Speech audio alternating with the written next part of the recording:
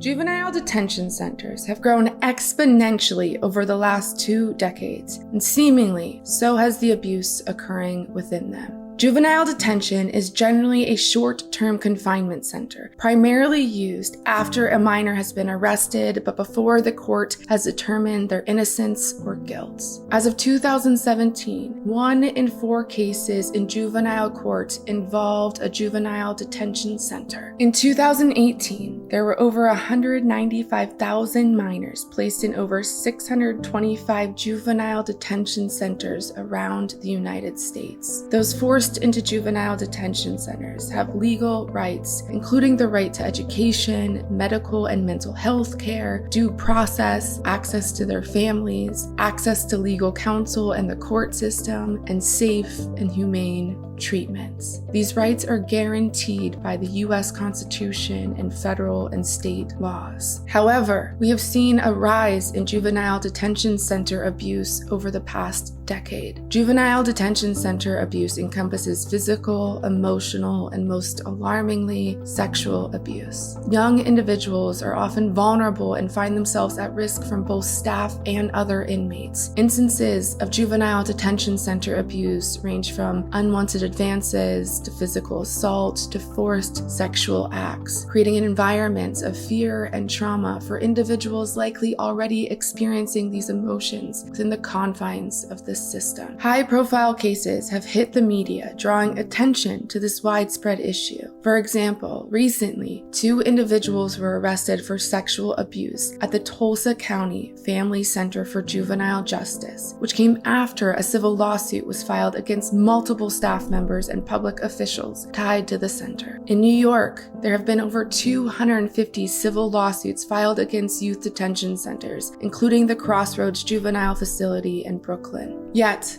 despite these efforts, many young individuals continue to suffer in silence. Survivors of juvenile detention center abuse have legal rights and options. Filing a civil lawsuit can be a pathway to compensation for the harm and suffering, and a means to hold perpetrators and the institutions that enable them accountable. However, the statute of limitations, which is the amount of time someone has to file a civil lawsuit, varies by jurisdiction. And this is why if you or someone you know has experienced abuse in a juvenile detention center, it's crucial to speak to an experienced lawyer as soon as possible. Here at Helping Survivors, we work with a variety of law firms around the country, and we are committed to supporting survivors of all forms of abuse, including juvenile detention center abuse. You can reach out to us and we can connect you with an experienced lawyer who specializes in navigating these complex cases.